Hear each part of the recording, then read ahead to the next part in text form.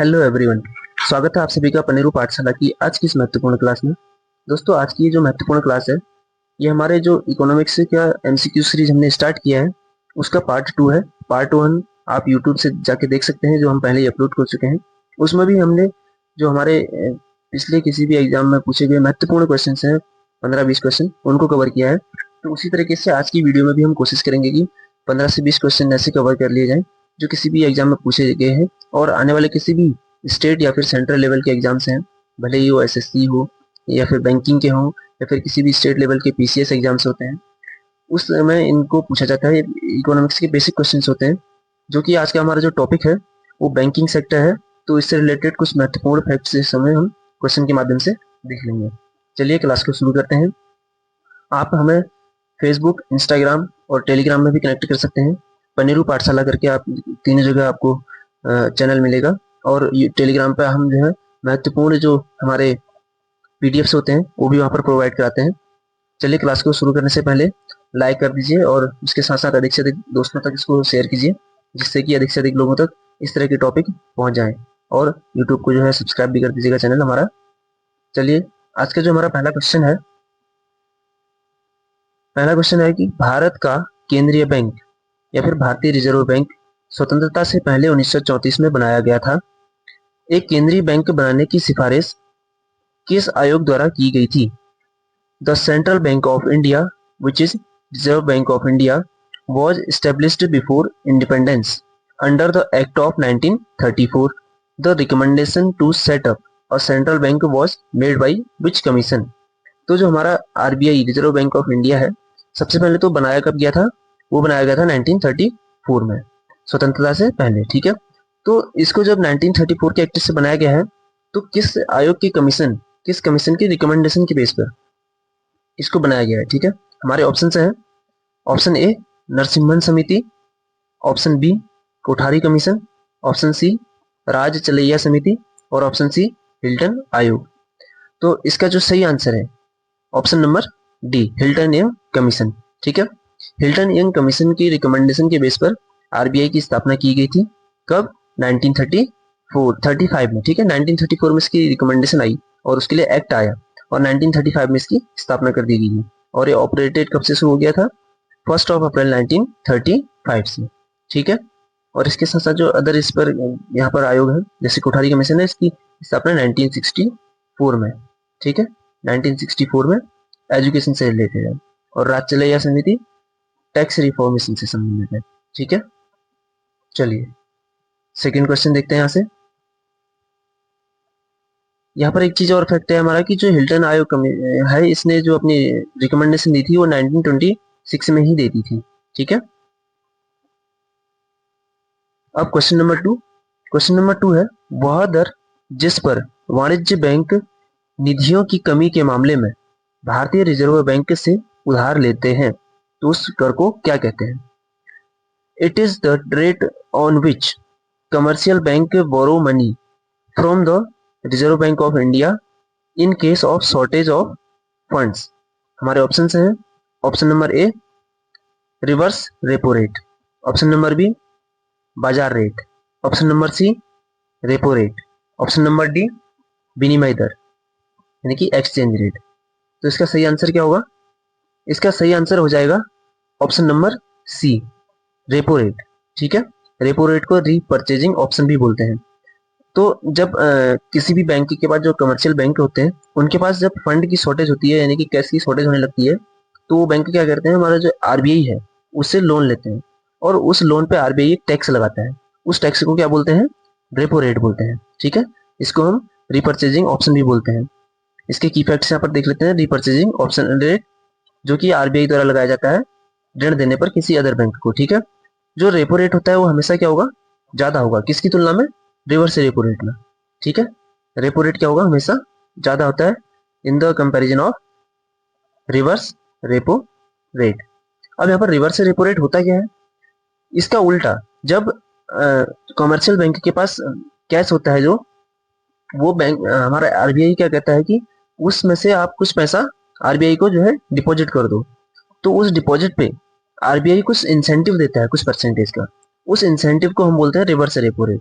इससे मार्केट में जो मनी जो फ्लो होता है उसको कंट्रोल करता है आरबीआई, ठीक है। तो रेपो रेट में क्या होगा, आरबीआई क्या है, बैंक को देगा लोन, ठीक है। RBI to bank, RBI to bank, इसमें रेपो रेट में। और रिवर्स रेपो रेट में क्या होगा, बैंक टू आरबीआई, ठीक है। इस तरीके से चलता है। उम्मीद करता हूँ आप इस तरह के इंपॉर्टेंट फैक्ट को अपनी कॉपी में नोट कर रहे होंगे, जिससे आप समय समय पर इसको रिवाइज कर सकें। चलिए नेक्स्ट क्वेश्चन देखते हैं। क्वेश्चन नंबर थर्ड क्वेश्चन है, भारत में बैंकिंग सेक्टर के संदर्भ में आईएमपीएस का पूरा नाम क्या है? In the context of banking sector in India, what is the full form of IMPS? हमारे ऑप्शन हैं, instant payment service, option number B instant payment sector, option number D immediate payment sector, option number D immediate payment service. दोस्तों यहाँ पर हिंदी में लिखा नहीं गया है, इंग्लिश के टर्म्स है, तो मैं आपको हिंदी में यहाँ पर प्रोनाउंसिएट कर दे रहा हूँ, आप उसको एक बार मैं फिर से सुन लीजिए। ऑप्शन नंबर ए है instant payment service, option number B है instant payment sector, option number C है इमीडिएट पेमेंट सेक्टर, और ऑप्शन नंबर डी है इमीडिएट पेमेंट सर्विस। इसका जो सही आंसर होगा ऑप्शन नंबर डी। आईएमपीएस का जो फुल फॉर्म है क्या है, इमीडिएट पेमेंट सर्विस।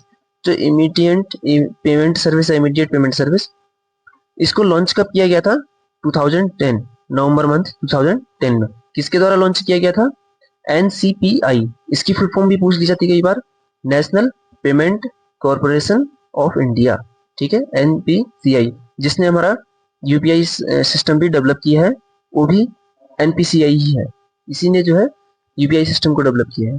तो इस तरह के क्वेश्चन हमेशा पूछ ले जाते हैं, एक्स्ट्रा फैक्टर में हमेशा हमें ध्यान रखना है, ठीक है। चलिए फोर्थ क्वेश्चन देखते हैं। फोर्थ क्वेश्चन है,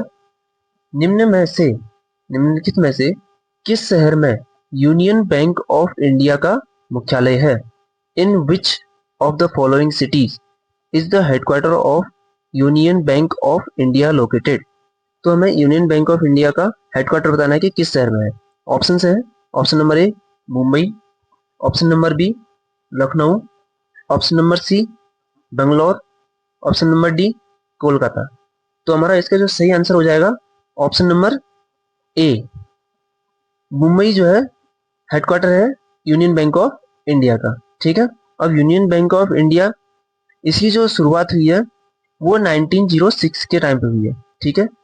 लेकिन इसका जो मेन हेडक्वार्टर था मुंबई महाराष्ट्र में, उसकी जो इनॉग्रेशन की थी वो मेन हेडक्वार्टर की महात्मा गांधी जी ने की थी। ये इसका एक एक्स्ट्रा फैक्ट है, ठीक है, जो हमेशा याद रखना है।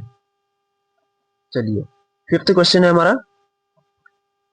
फिफ्थ क्वेश्चन है, इंटरनेशनल बैंकिंग लेन देन में के संबंध में स्विफ्ट SWIFT का पूर्ण रूप क्या है?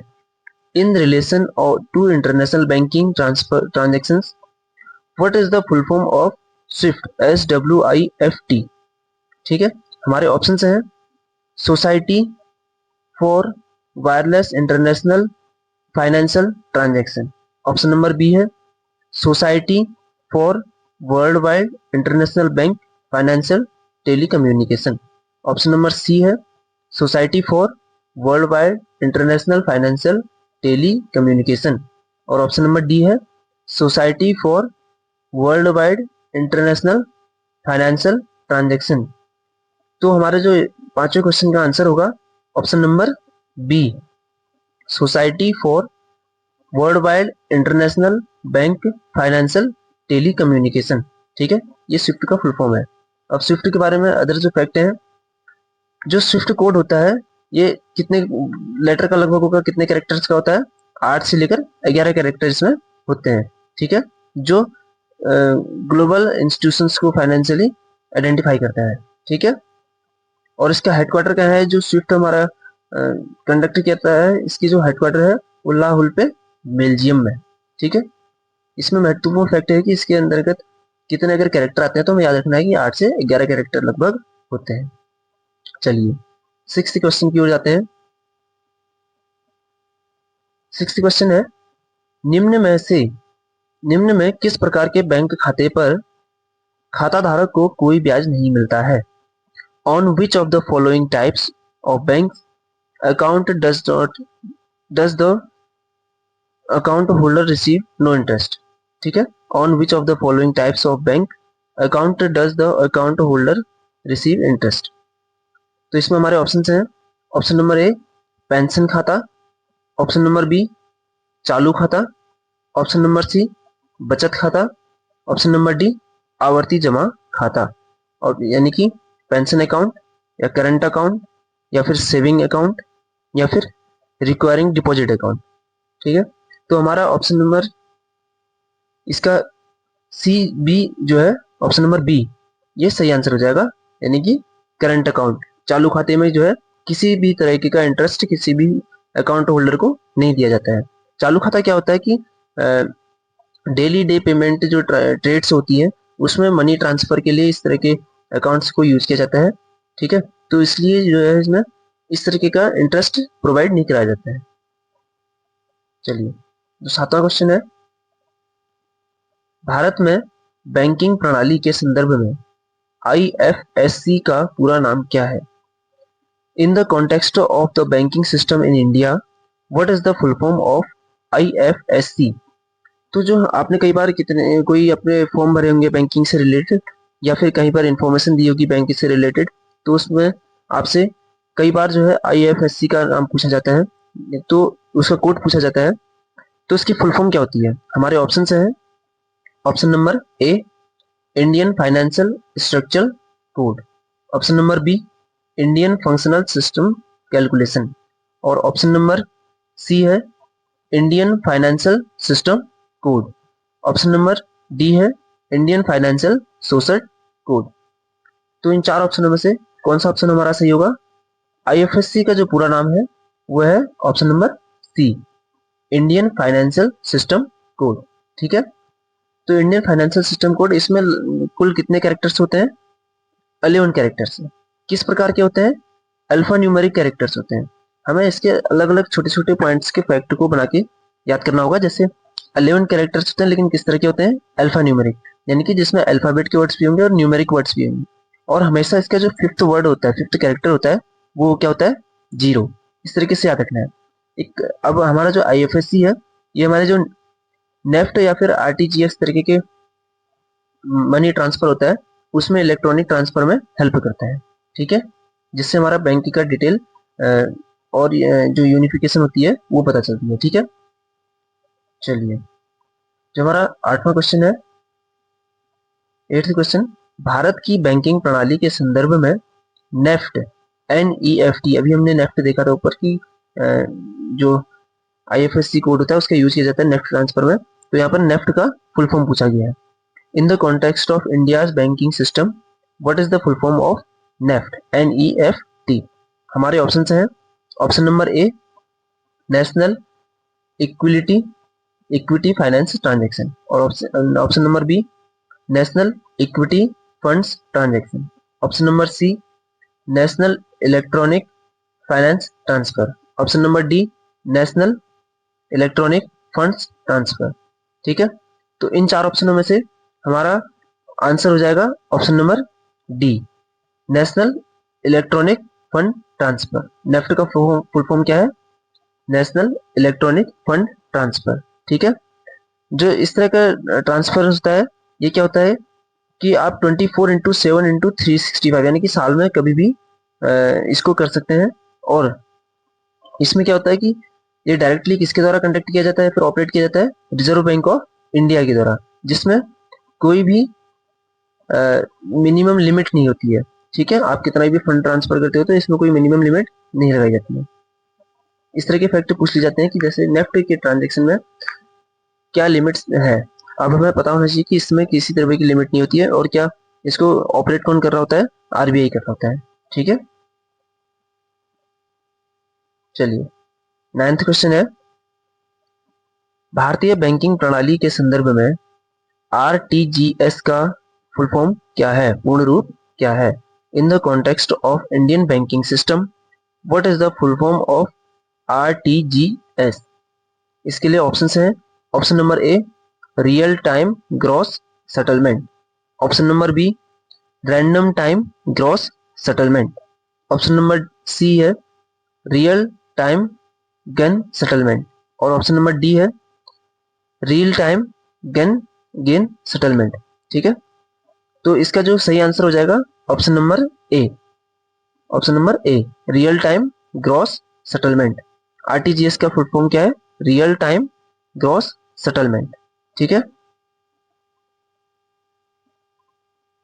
10th क्वेश्चन आज का हमारा है, भारत के नोट, भारत का जो नोट है, मुद्रा नोट है, करेंसी है, उसके भाषा पैनल में कितनी भाषाएं हैं? How many languages are displayed on the language panel of Indian currency note? आपने जितने भी इंडियन नोट्स देखे होंगे, आपने कभी उनको अगर ध्यान से देखा होगा तो इस तरीके से अगर नोट है तो इसके बैक साइड में एक लैंग्वेज पैनल होता है जिसमें इस तरीके से बहुत सारी लैंग्वेज में लिखा होता है। ठीक है, तो ये पूछ रहा है कि यहाँ पर कुल कितनी लैंग्वेजेस होती हैं? ऑप्शन है 12, 15, 17 या 10। तो इसका जो सही आंसर हो जाएगा ऑप्शन नंबर सी। ठीक है, 15 जो टोटल भाषाएं इसमें होती हैं इस लैंग्वेज पैनल में।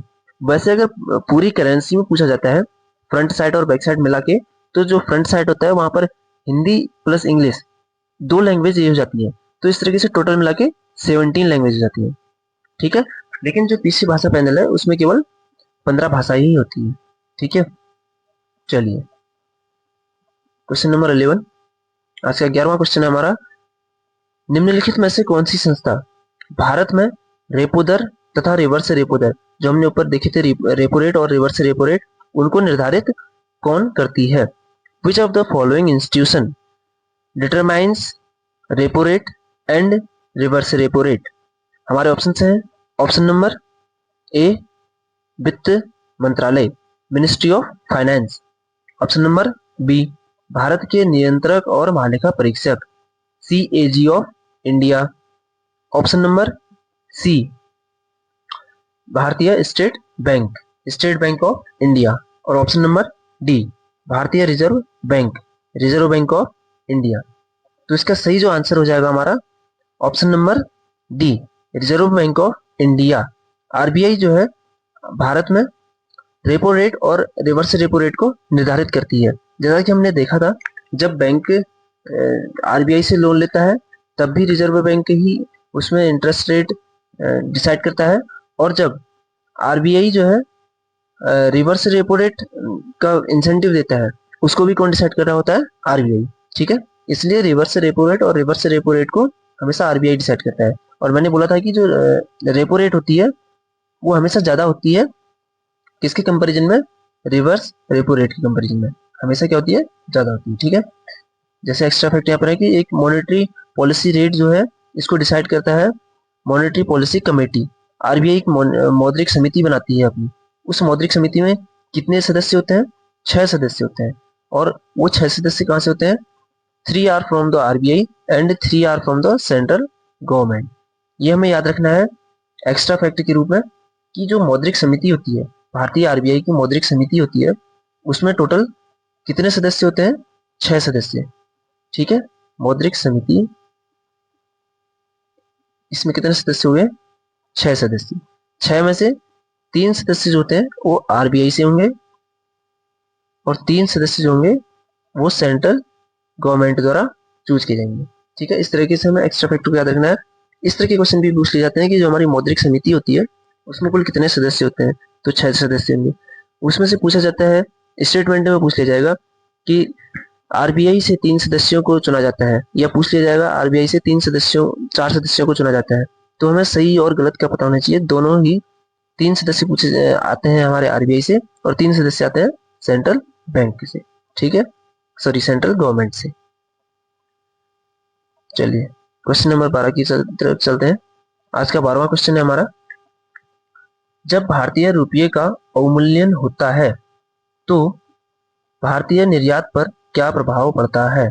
ठीक है, when the Indian rupee is devalued what impact does it have on Indian exports? यानी कि जो हमारे करेंसी होती है इंडियन करेंसी, उसकी जब वैल्यू गिर जाती है, कम हो जाती है, तो हमारे एक्सपोर्ट पर क्या इफेक्ट पड़ता है, ठीक है। ऑप्शन है, ऑप्शन नंबर ए, निर्यात मूल्यों में उतार चढ़ाव होता है, exports prices fluctuate.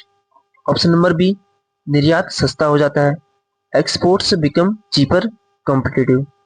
Option number C, निर्यात मूल्य स्थिर बने रहते हैं, export prices remain unchanged. Option number D, निर्यात निर्यात मूल्यवान हो जाता है, एक्सपोर्ट्स बिकम एक्सपेंसिव। तो जब भारतीय रुपये का वैल्यू गिरता है तो हमारे जो निर्यात है उस वो क्या हो जाता है, सस्ता हो जाता है, ठीक है। ऑप्शन नंबर बी इसका सही आंसर हो जाएगा, एक्सपोर्ट बिकम चीपर। यानी कि जब वैल्यू कम हो जाएगी तो इस हमारे जो बाहर देश के जितने भी हम एक्सपोर्ट कर रहे होंगे उनको हमें कम पैसा देना पड़ेगा, ठीक है। इस वजह से क्या होता है, उस समय पर हम अगर एक्सपोर्ट करते हैं तो बहुत सारी कंट्रीज हमसे इंपोर्ट कर लेती है, क्योंकि उन्हें इंटरनेशनल मार्केट में कम रुपया देना होता है। और लेकिन हमारा जो अपना एक्सपोर्ट होगा, अगर इसके उल्टा इंपोर्ट के मामले में पूछता है कि इंपोर्ट, भारत के संदर्भ में इंपोर्ट पर क्या इफेक्ट पड़ेगा, तो हमारा इंपोर्ट महंगा पड़ जाएगा, ठीक है, क्योंकि हमें अब डॉलर के मुकाबले ज्यादा पैसा देना पड़ेगा। इंपोर्ट क्या होता है, हमेशा बढ़ता है रुपए की वैल्यू कम होने पर, और एक्सपोर्ट क्या होगा, हमेशा सॉरी इंपोर्ट क्या होगा, कम होगा।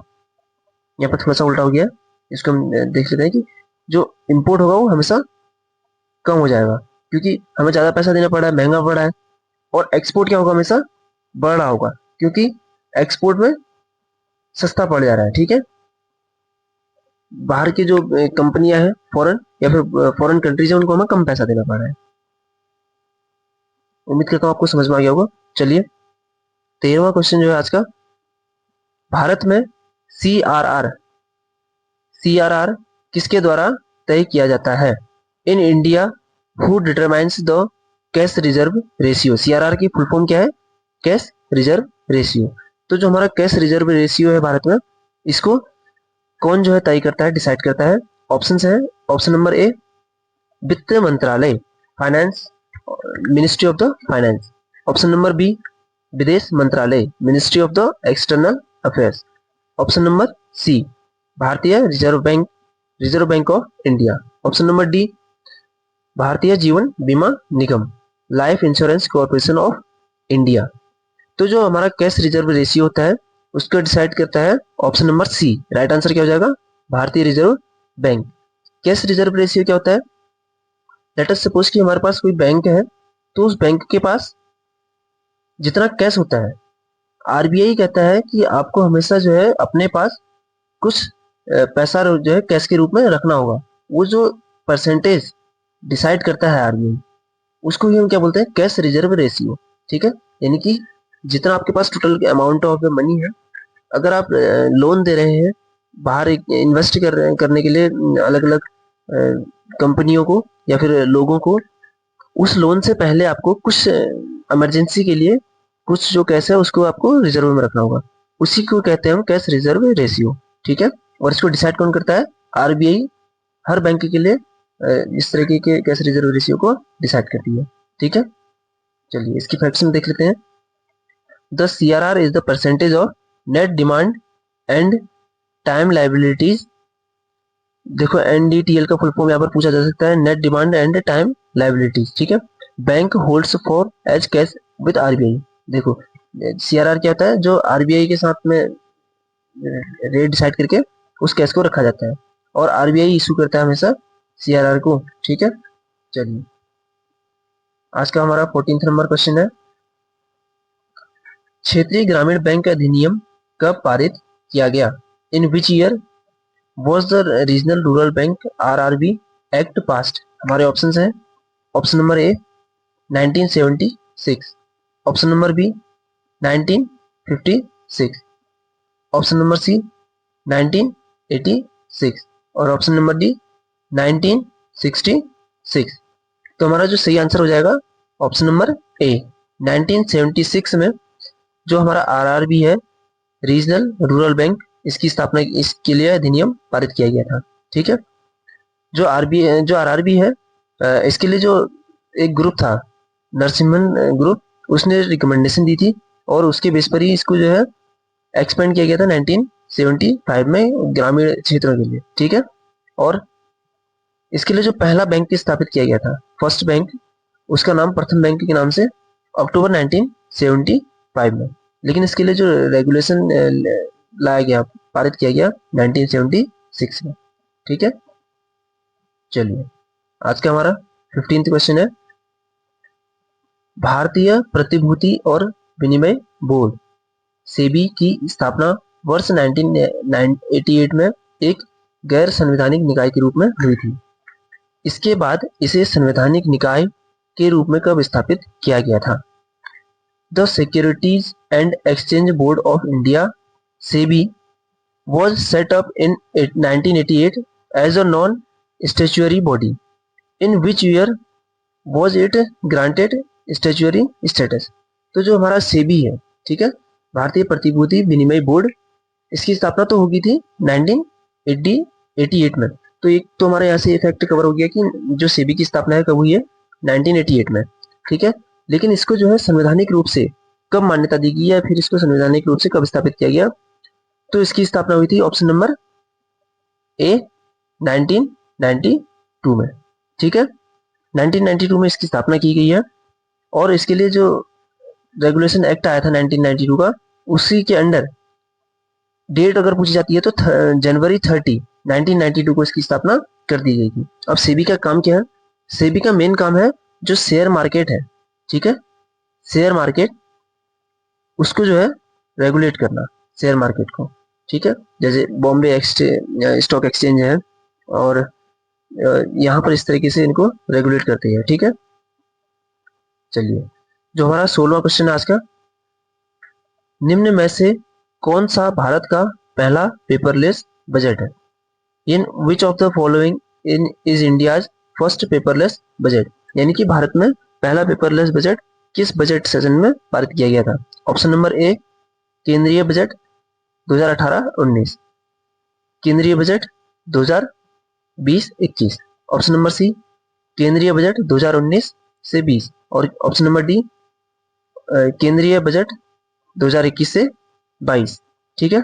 तो इसका जो हमारा सही आंसर हो जाएगा ऑप्शन नंबर डी, केंद्रीय बजट जो 2021-22 का था, ये हमारा भारत का क्या है, पहला पेपरलेस बजट है, ठीक है, जिसको किसने पारित किया था? तब हमारी फाइनेंस मिनिस्टर, जो कि वर्तमान में भी है, श्रीमती निर्मला सीतारमण जी के द्वारा इसको पारित किया गया था, ठीक है। ये हमारा पहला पेपरलेस बजट था। चलिए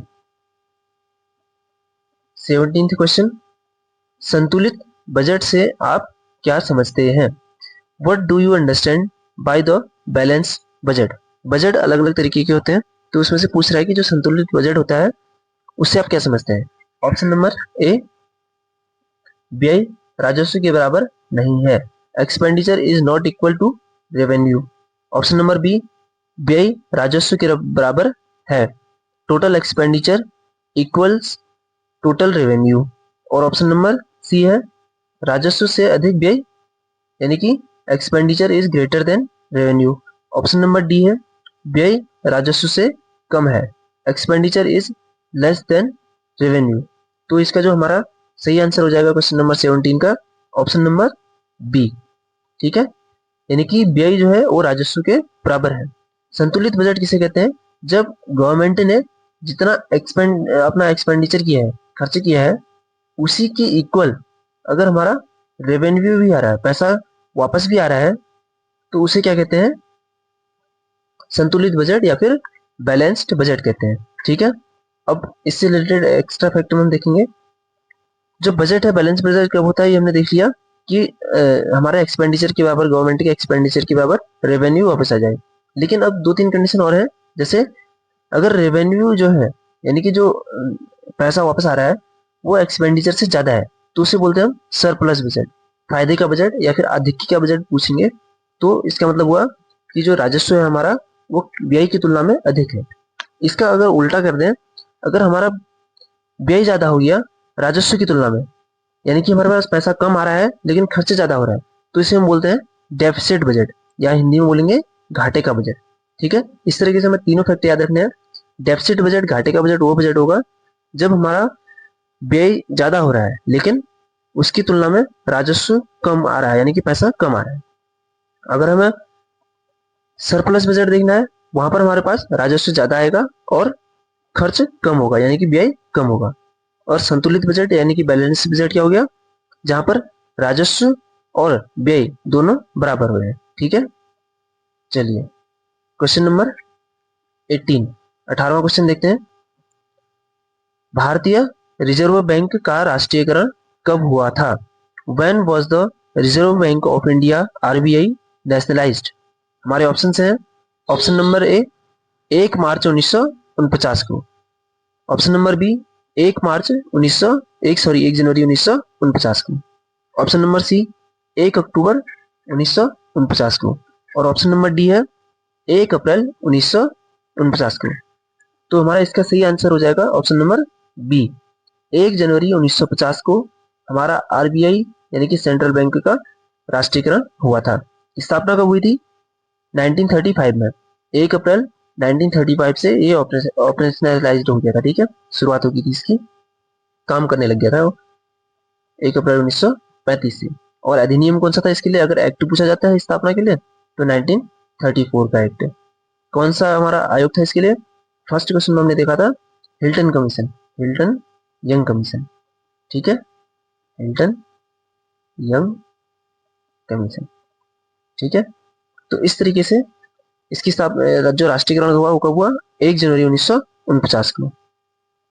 चलिए दोस्तों, इसका एक चीज यहाँ पर और फैक्ट यहाँ पर एक्स्ट्रा है कि जो आरबीआई है इसके लिए जो राष्ट्रीयकरण के लिए एक्ट लाया गया था वो अगर पूछ लिया जाता है तो RBI transfer to public ownership act 1948 का। ठीक है, इस तरह का एक्ट पूछ लिया जाता है तो हमें याद रखना है RBI transfer to public ownership act कब आया था? 1948। ठीक है, जैसे डेट पूछी गई तो कभी कभार एक्ट भी पूछ लिया जाता है, इस तरीके से हमें देखना। चलिए नेक्स्ट क्वेश्चन।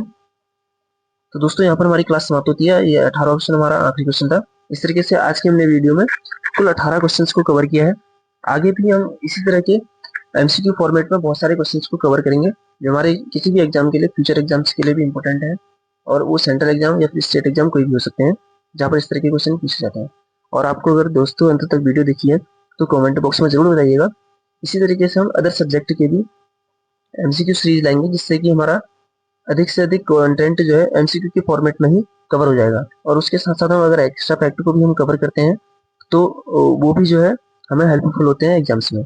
और अगर आपको लगता है कि हमें इसके साथ साथ थ्योरेटिकल क्लास भी स्टार्ट करनी चाहिए तो आप उसके बारे में भी हमें कमेंट बॉक्स में बता सकते हैं। उम्मीद करता हूँ आपको आज की वीडियो बहुत इन्फॉर्मेटिव लगी होगी और अधिक से अधिक दोस्तों तक आपने शेयर की होगी जिससे कि अधिक से अधिक लोगों को इसको फायदा हो।